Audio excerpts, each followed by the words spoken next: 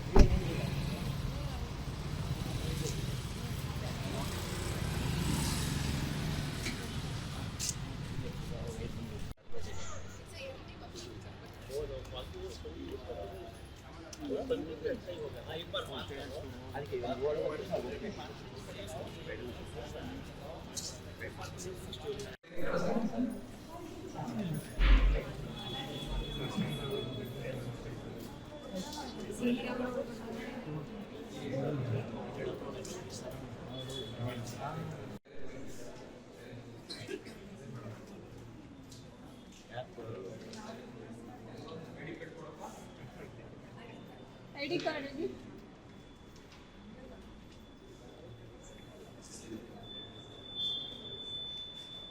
Madam 730 ಸರ್ವನ ಟಿಕೆ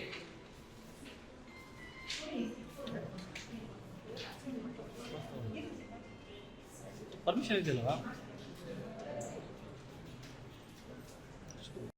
permission ಇದೆ. 733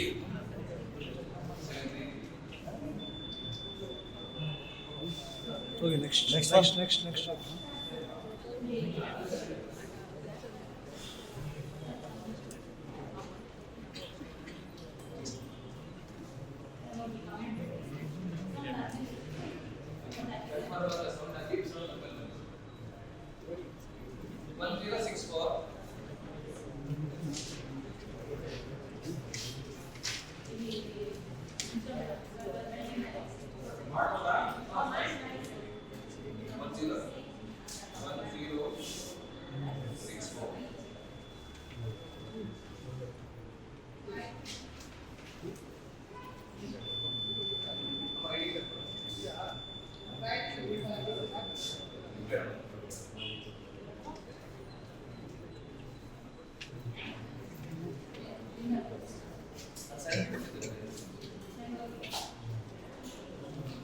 ಬನ್ನಿ.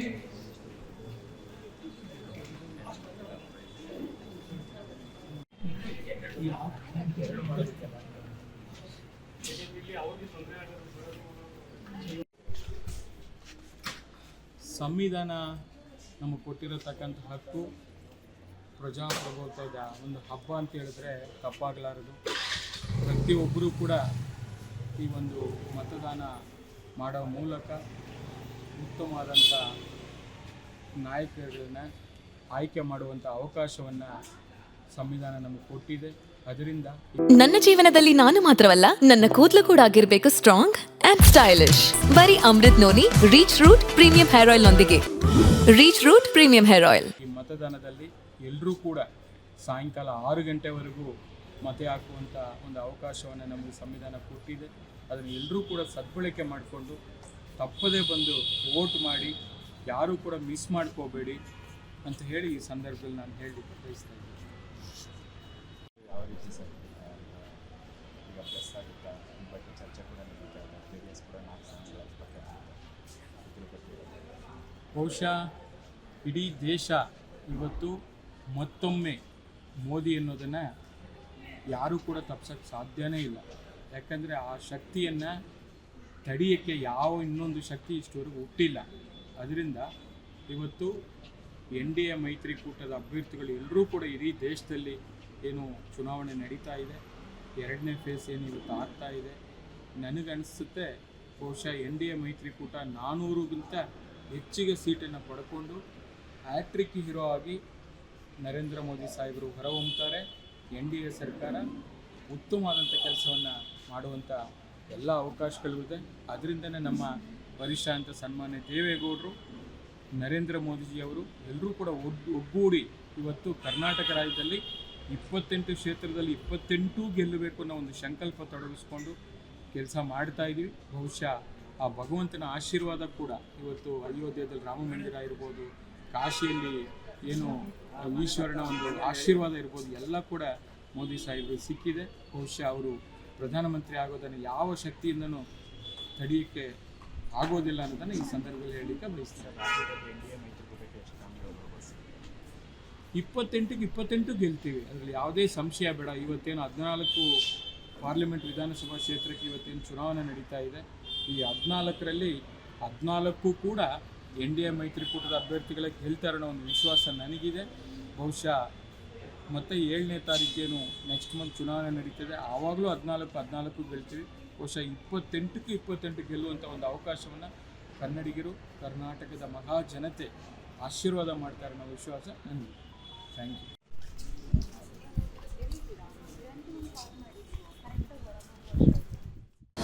ಅನುಕ್ಷಣದ ಸುದ್ದಿಗಳಿಗಾಗಿ Vistara news YouTube channel subscribe ಮಾಡಿ. ಹೊಸ ಸುದ್ದಿಗಳ ನೋಟಿಫಿಕೇಶನ್ಗಾಗಿ ಬೆಲ್ ಐಕಾನ್ ಕ್ಲಿಕ್ ಮಾಡಿ. ಲೇಟೆಸ್ಟ್ ಅಪ್ಡೇಟ್ಸ್ಗಾಗಿ www.vistaranews.com ವೆಬ್ಸೈಟ್ಗೆ ವಿಸಿಟ್ ಮಾಡಿ.